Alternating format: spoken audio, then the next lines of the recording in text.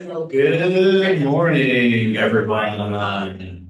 Good morning. Glorious morning to you all. And welcome to the Center of Love, where we gather not because we all think the same way or share identical beliefs about what is true or real, but because we are like-hearted, drawn together by a shared longing to live from love, to explore the mystery, and to honor the sacred spark that moves through all things. Whether you've been a part of this community for years or it's your first time here, welcome. And please know that you belong here, just as you are. To be like-hearted is to meet one another beyond the mind's need to agree. It's to listen with curiosity, to see with compassion, and to recognize that every voice, every story, and yes, even every silence has something to reveal. Today, that spirit of open-hearted wonder will guide us. Because today the light grows dimmer and the nights deepen as we enter the ancient season of turning, the time our ancestors called Samhain, when the veil between worlds grows thin. Ooh. It's a time for remembering that the visible and invisible are not so far apart, that the living and the dead, the known and the unknown coexist in ways we sometimes feel, even when we cannot explain it. Now, just a few details about our gatherings here. We aim to create a safe container where people can be as they are, where they can share their truth without fear of judgment, or without the need to debate people about what is right and what is wrong. Our rituals are led by community members, and when the speaker is up here, we respect that and we aim to listen without interruption. Now, going back to the ritual piece, you may see that there is something very beautiful before you in the center of the circle. And to speak to that, I will welcome our member, Ali. Seems so formal. I just wanted to I created this altar, and an altar serves as a focal point for intention, reflection, connection. And the objects on the altar represent the elements, feelings, intentions, even specific goddess or gods, deities, spirits, and a higher power, or to honor our ancestors. It's a symbolic and physical bridge between the earthly and spiritual realms, and facilitating a deeper connection with the sacred through intention, ritual, and devotion. So I chose the fall theme, and it's basically, for me, my intention was for letting go and releasing and allowing the new in. So we're going to do this every week, or every week we're here, and you guys are welcome to bring your own, like whether it's a crystal or a feather, anything, that you can, so we can add to it. So it's not just one person's, it can be everybody's. Yeah. Thank you, Ali. Awesome. Thank you. And thank you, Ali, for taking the initiative to lead this beautiful project of creating an altar at our gatherings. And so if any of you have ideas for different ritual elements that you would like to see or that you would like to lead in the community, please reach out and we will get that going, because we want to see your rituals, your truths. All right. And so our theme today is the spirit between us, between you and me, between then and now, between the seen and the unseen. We'll begin with a simple ritual to help us cross the threshold together, to honor what lies beyond, and to open our hearts to the stories and experiences that live in the space between. Then we'll open the circle, for a morning of shared storytelling. So all of your stories of ghosts, the paranormal, strange encounters, what Einstein called spooky action at a distance. Of course, he was referring to quantum mechanics, but that's okay, because that's what we're talking about here too, my friends. When we gather like this, something happens that no one person alone can make happen. The space itself comes alive, the spirit between us. And through that shared presence, we touch a deeper kind of knowing. So please, let's take a breath together. Let's feel our feet on the ground if we are so called to do so. And let's breathe up from the ground and release out into the spirit between us. Welcome, my dear friends. And for the rest of the evening or the rest of the day, I would like to invite our good friend and member Colin to lead us through this spooky time of storytelling. Good morning, everyone. You're going to learn some things about me this morning. I was just speaking with Linda, and she said, paranormal and Colin. I never would have put the two together, but I have stories. I have my very first story to share. I was 6 years old, but I'm going to give you a background of what we hope to accomplish. And for a couple of weeks, we've been mentioning that we're going to have this time. It's getting near Halloween, spooky. And I know all of us have these weird paranormal experiences, whether it was something as fleeting as you caught something in your peripheral vision and when you looked, it wasn't there. And you spent the rest of the afternoon questioning, did you see something or was it your imagination, right? Sometimes it's imagination, but sometimes that doesn't explain it, okay? When I was 6 years old, I was living near Lake Hill in Victoria. I spent my whole life here. And one of my best friends, I had two best friends. One was Keith and one was Glenn, and the three of us were inseparable, 6-year-olds in grade one. And in those days, there was a farm up the road from our school. And every Tuesday, I think it was, a young fellow who was hired by the farmer, he would go to Borden's Mercantile in his pickup truck and pick up bales of hay for the horses. And he would go slow by the school if it was recess or after school or whatever, and all of us kids would climb on the back and ride on the hill base or the hay bales as we were going up the road. And this one particular day, I'm sitting on a bale of hay and I'm leaning against the window to the cab of the truck, right? And my friend Keith, his brother Kenny, is laying on the roof, and the passenger window is down about halfway. And my friend, his younger brother, is walking beside the truck on the passenger side. And he reaches up to grab his fingers on the window ledge and hold on to his brother's hand, and his brother's trying to pull him up. And they lose grip. And I'm sitting there and I remember feeling a boom like this.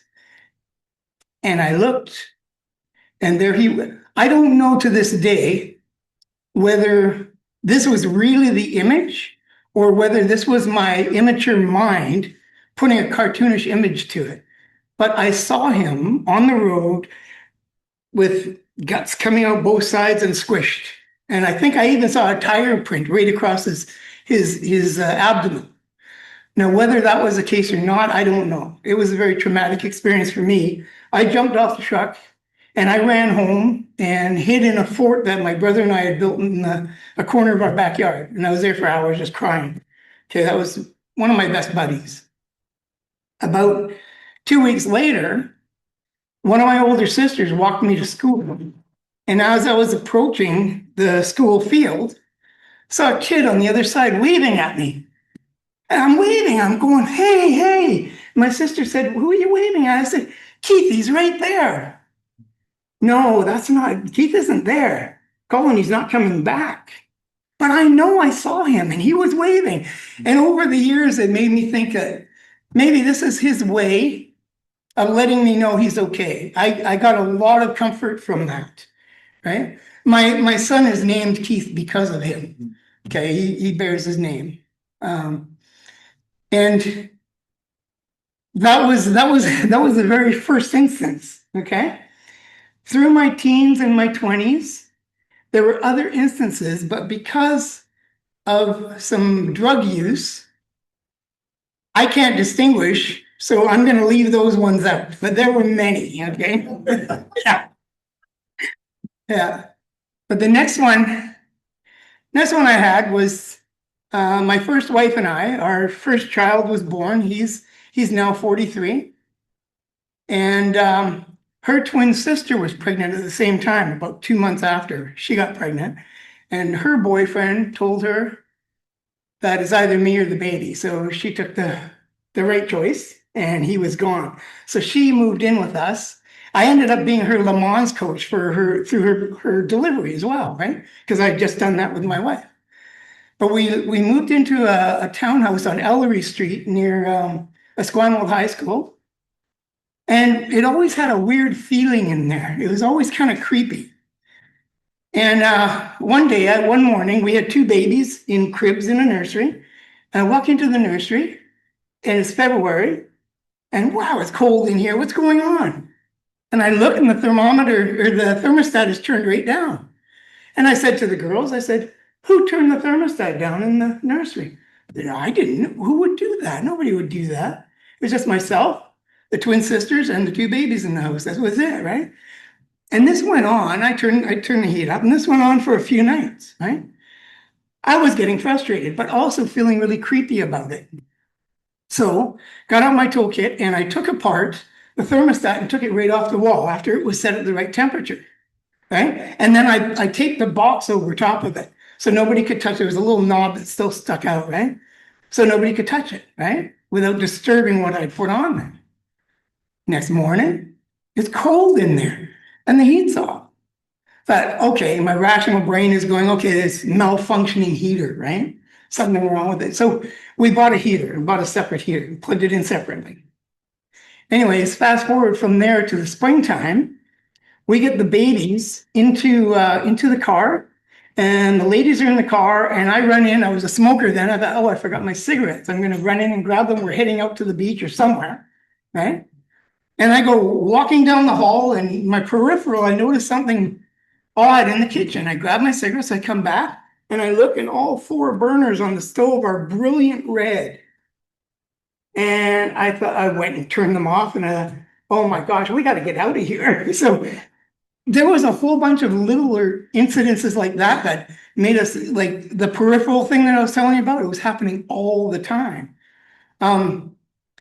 So we ended up moving out of there. We were only in there a short time. We actually broke our lease. We were renting, we broke our lease and got out of there because we felt in danger, right? So that one wasn't such a nice one.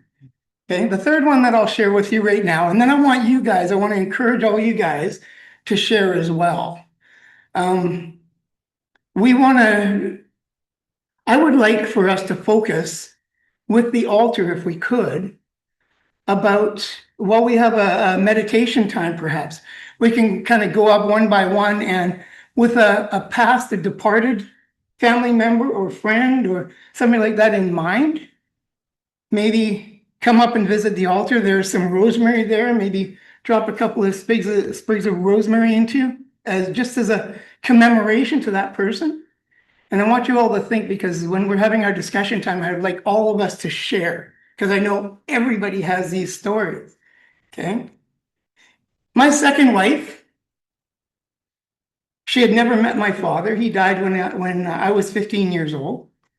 And I never had a relationship with him to this day. I can never think of a single time of ever doing anything one-on-one with my father.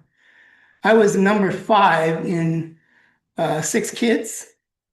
And by the time I came along and my younger sister, they were way over having kids, right? They weren't interested anymore. So, but anyways, my wife and I hadn't been talking about my father in any way. I hadn't talked about him in years. And we were laying in bed one summer evening and, waiting to fall asleep.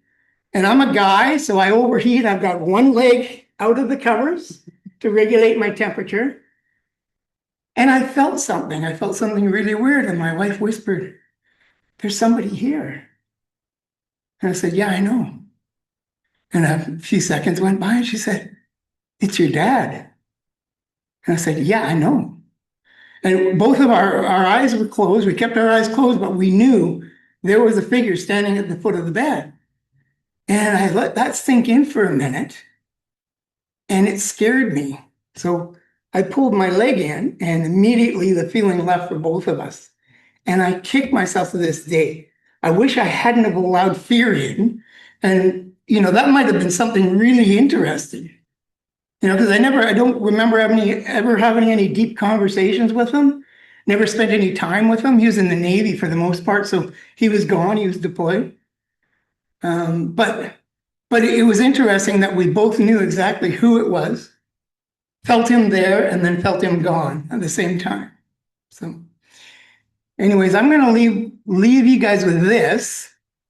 And I want y'all to think about what you'd like to share. And if you feel comfortable about coming up here and sharing, then that's fine. If not, we can just pass a microphone around. We want everyone to be able to hear you. So I don't know how you feel about that. So we'll see how it goes. All right. And now, as Colin said, the time is here for us to share our stories. Spooky, sad, joyous, mind-blowing. There's no taboo subject here, my friends. And so whoever would like to come up, Tracy, go ahead, go on up. Got a few, but I'll try and keep it short. Up north in Fort St. John, we bought a house in 2000. It had been built by a man in the 70s who owned a lumber store. And there was a huge economic crash at that time. He lost his house, sold it for pennies on the dollar, his business, everything, and he passed away a few years later from a heart attack. We bought the house, and as we were moving in, there was 3 doorways, one in the breezeway from the garage to the house, the one into the house, and then the one into the second part of the house. And of course, we're moving stuff, it's late at night. And I just stopped when I got into the inner part of the house, and we just had a chill. And I turned around and I said, no, this is my house. And all 3 of those doors slammed shut. So it was like, oh, okay, that was something, that was the thing. The other thing I want to share is just about other realms. It's not just about people that passed on. I was in Mexico in an area, a more remote area, and there's this beautiful old area that's like something out of Raiders of the Lost Ark, where the spring water comes down through the mountain, and they've built all these rock structures with the water coming out of lions' heads, and it's just gorgeous. And it's mostly somewhere the Mexicans go, and I was lucky enough to get taken there on an adventure with my brother. He likes to go out into the remote areas. And as I'm sitting there walking through, all of a sudden this name came to me, Minutes. And I'm like, what is that? And it's like, little men. And they were everywhere, little men. And I'm like, okay. And that night we happened to be staying at the 100-year-old hotel there. And I don't know if it was a dream or it was an insight given to me, or if it was because I was, so busy Googling, trying to figure out what the heck minutes were. I'd never heard of them, hadn't found them before. It was in Spanish, so it was like difficult. But that night, someone I must have told us there's this lore that if you leave the windows open, they come and take away the maidens and renew them. And I remember thinking, I don't know what they're doing. I'm gonna close the window. But yeah, when I researched it, it was true. There are these little creatures called minutes in that area. Okay, I'll tell you, I have a couple of stories for you. First one is 10 years ago, I was driving our Subaru Outback. I used to live in Nelson, and I would have to drive through Castlegar and then up over the Polson Pass. And I went to play in the Soyuz, and I was playing at a really cool place there that I was subbing on banjo for a bluegrass band, and had a great night. I was coming home, and of course I wanted to get home. I wanted to see my family. It was Sunday morning. And it had snowed the night before, but it's really warm there. It snows a lot, but it's very warm, and the roads are greasy. So I'm passing people, and I used to drive a fire truck. I was a firefighter for 14 years. For 10 years, I drove a fire truck, like 30,000-pound truck full of 1,000 gallons of water in the wrong way on Jasper Avenue during a blizzard in Edmonton. Well, someone's dying on the other end. You had to get there. So I thought when I was driving my Subaru, I was still driving a fire truck. And I was passing everybody, and I finally, at the top of the Polson Pass there, it had been snowing like crazy, and it was so like melty and greasy and everything, and it said that there was a passing lane for 1 kilometer. So I got out behind this big delivery truck, and I started to go past it, but my tires are slipping and everything, and there's a big truck comes around the corner, and he's coming up, and he's not slowing down, like a huge Kenworth, and he's coming straight at me. So I stepped on the gas to try to pass the truck that I was passing and it wasn't working. So I stepped on the brake and my car turned sideways and I looked out through the window and I saw a grill right out the window and I thought, okay, this is where I die. Like it was so close. And then all of a sudden my car just gets lurches, like I'm going sideways like this. And the car lurches in front of the other truck and it hits me in the back corner and spins me around and I hit the snowbank. And the truck that almost hit me just went by without slowing down at all. So the truck I was passing, the guy stops and he comes out and he's like, "Are you okay?" And I was just shaking. I was just white. And I'm like, what the hell happened? He said that he saw my car get shoved out of the way. Like I was going sideways. So I don't know how else to describe it. It felt like my car was pushed. And he said, I hit the back end of your car when you went in the front of the truck. So my truck looks okay, but we should go into Castlegar. I was heading home. And it was about 20 minutes away. So we drove into Castlegar and his boss looked at the truck. And when we walked into the trucking company, the guy said, "Hey, how's it going, John?" And he's like, "I just saw God today." And it was like, I felt like my ancestors had pushed, like my grandparents, my parents, everybody just got behind my car and pushed me out of the way. And even the truck driver said he didn't even understand how I didn't just get smoked by that big truck. So I feel like that I drive a lot slower now. And the second one that I wanted to tell you about is I lived in Edmonton. I grew up there, and my last name is Korth with a K, and I sat beside Diane Lund with an L. And Diane, in grade 6, we sat beside each other, and we became best friends. We were like brother and sister.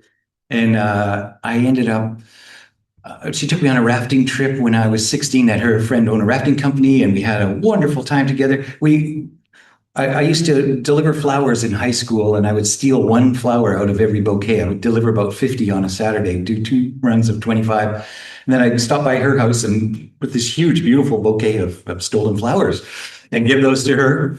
And she ended up, when she got married out of high school, I bought a house when I was 23. And she and her husband, Lauren, bought a house 4 doors down from me in the neighborhood. And we used to walk every day. And we organized our 10th high school reunion together. We were super close. And when she was 35, she got breast cancer. We went for a walk and she said, I found a lump in my breast this morning. And we both were shocked. And then it wasn't long, about 9 months later, she died. And it was really traumatic for me. And my best friend, Mark Nobles from grade 1, bought the house next door to me. So there was Mark, then me, and then 4 doors down, Diane. And we were really, really close. And about 10 years after she died, Mark and I had gone out and we went to the pub in our neighborhood, and then we were walking home and we stopped in front of my house. And I said, "Mark, I have to tell you, the weirdest thing happened to me when Diane died. I woke up in the middle of the night and she was sitting on the edge of my bed.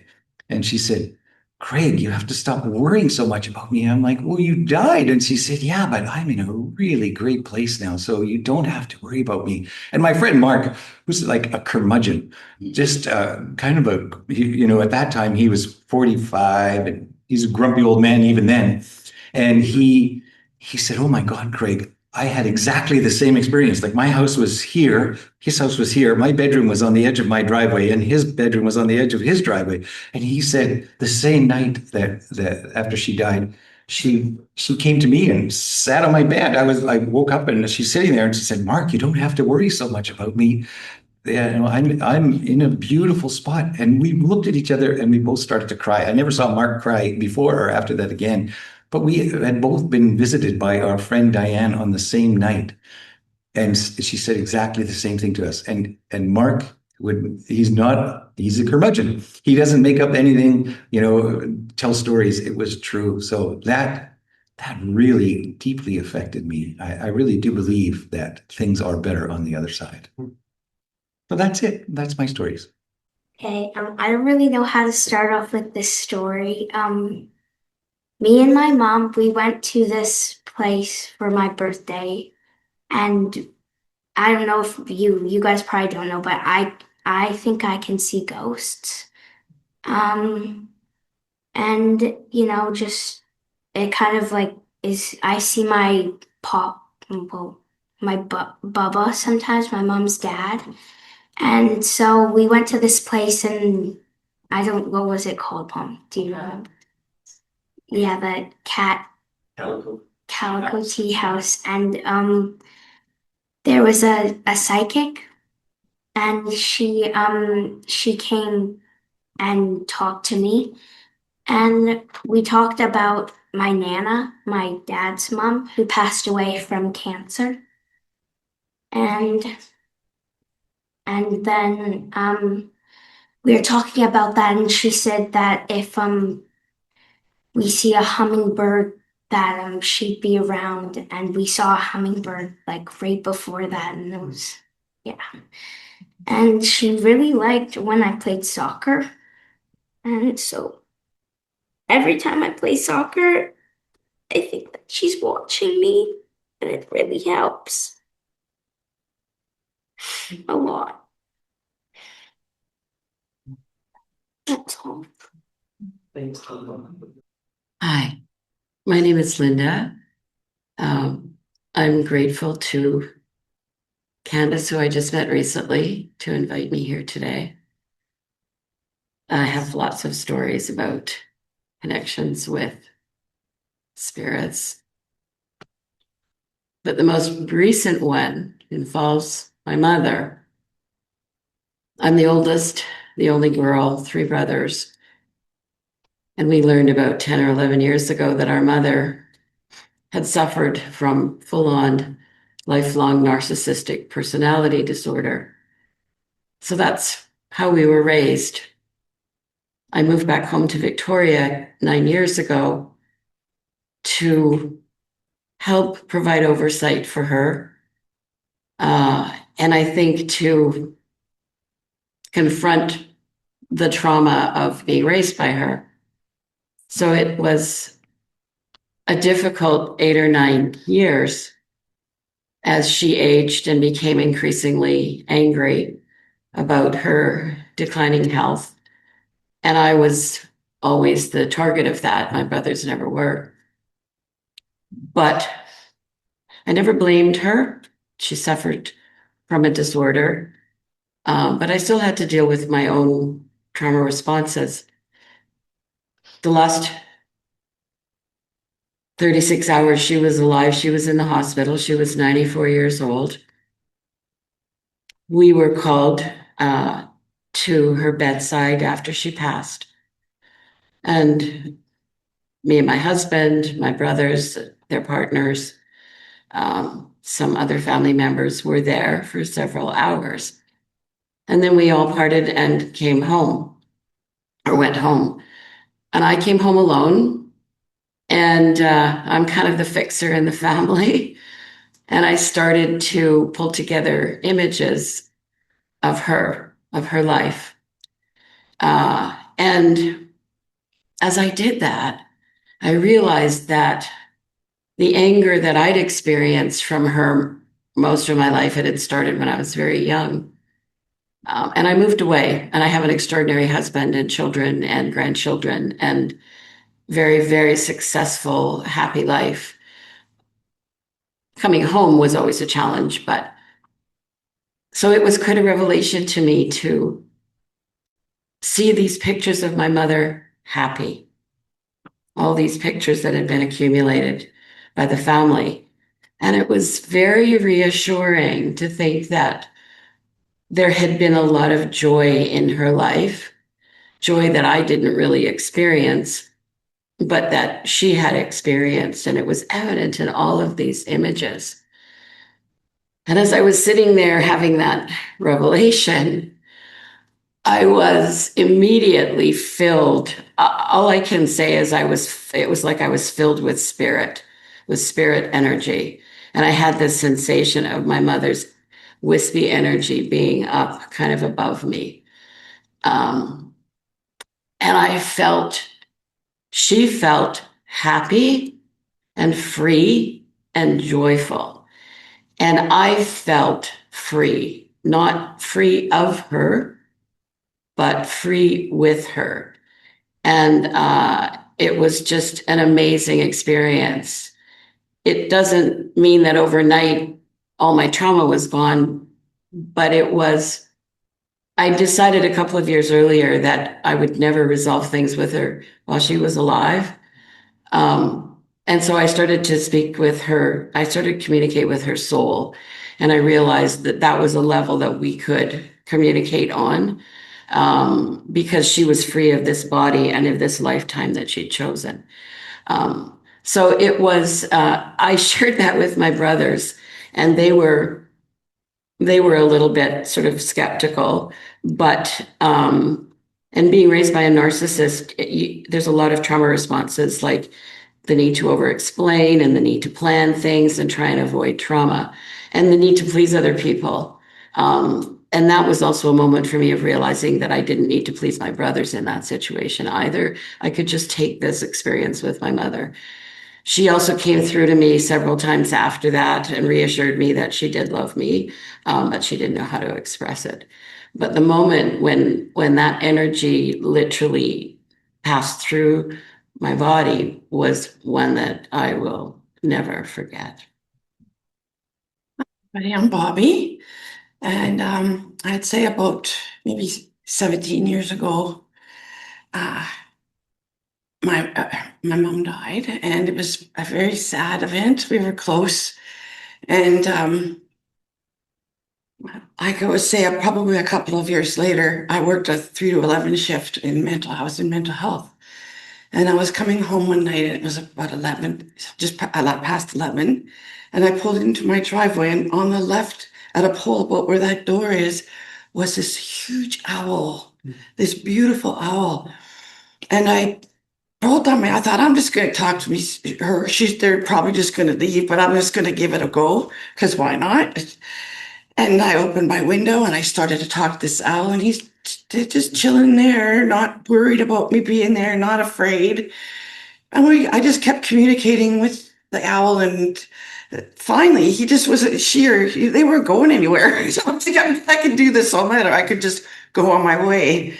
And I realized, I looked in this book that I have about passing paths with animals. It's a Aboriginal book, and when you pass with an owl, it's the afterlife. They represent that. One of the things that they represent is the afterlife. So I realized later that what the message I got was that mom was strong and happy and healthy and the bird had given me this message. And I felt very peaceful for her and happy for her. And I got a tattoo right here of her on my shoulder that I love. And I talked to my son about it, and he's not the most spiritual guy or intuitive, but it was really interesting. I said to him, so for his 19th birthday, he wanted a tattoo, and I said, what would you like, honey? He goes, well, I want an owl, Mom. And I said, you mean like, and he goes, yeah, of course, Mom. Like, I want the owl that was communicated with you with Grandma. And I said, it just meant so much to me that he opened his heart and wanted something so permanent and so special. Mm-hmm. So that's Eve, my mom, the owl. I'll be watching. Okay, what? Too, she's the same. I wasn't gonna share, but the owl, I gotta tell my owl story now. And I think I've gained an insight on my owl story from you. When I was pregnant with my second child, my mom was diagnosed with cancer, and she died 20 months later. So she died just after my daughter Adria turned 1. And so it was a pretty hard time. I had a toddler and a baby and a dying mom, and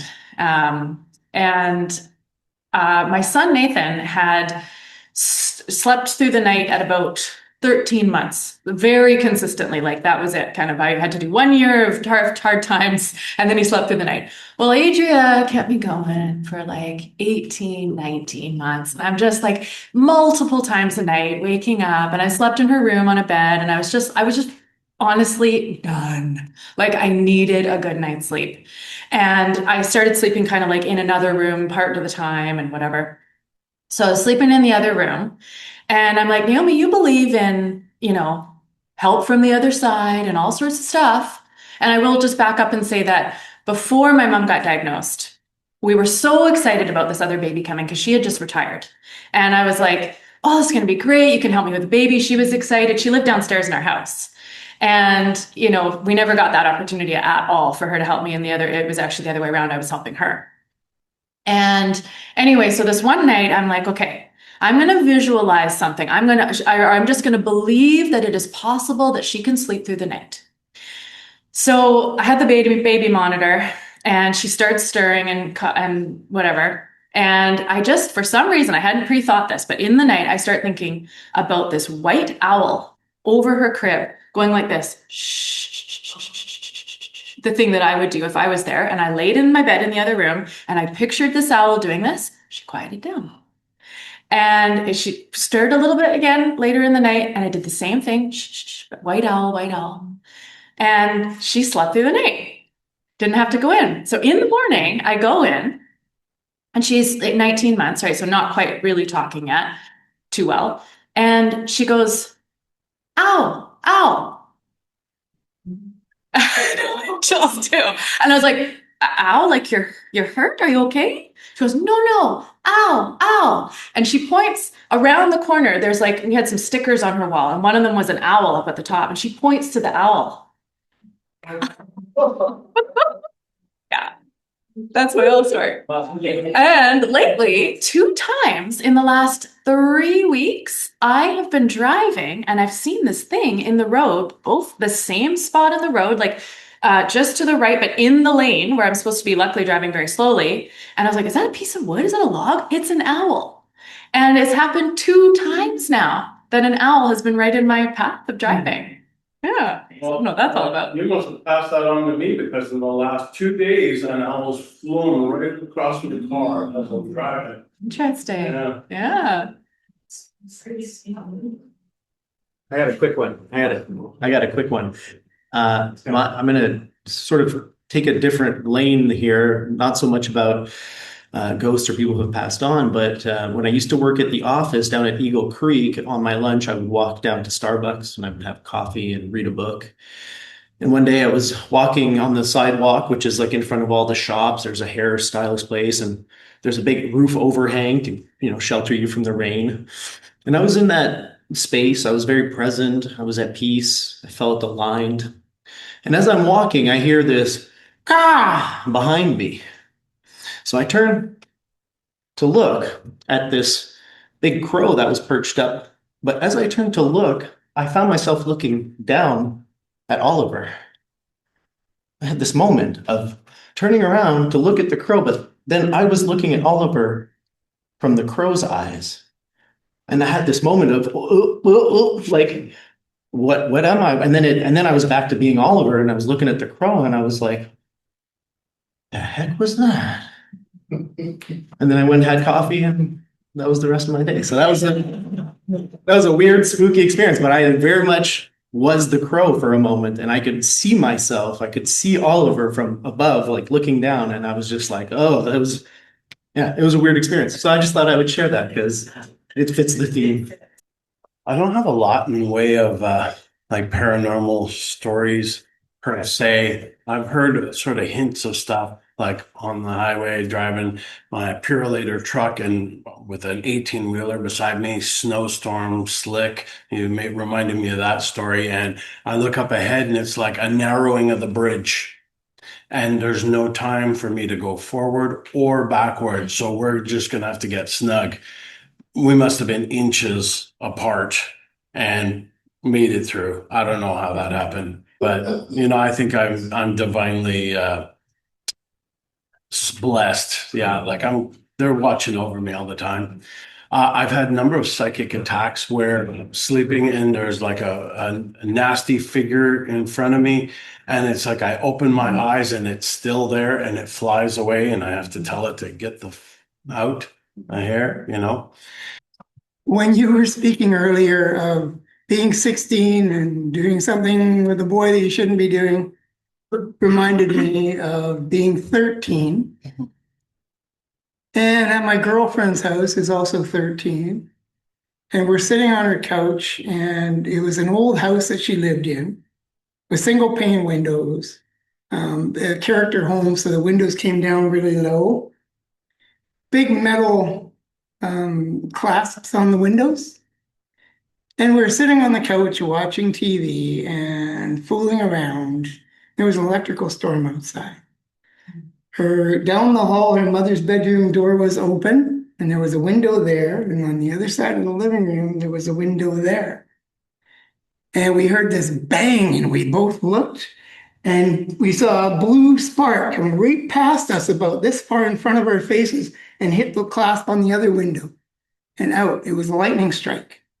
And right after that happened, a glass light shade, you know, the old time light shades with one knob, it fell and dropped and shattered right in front of us, and we looked at each other like, crap.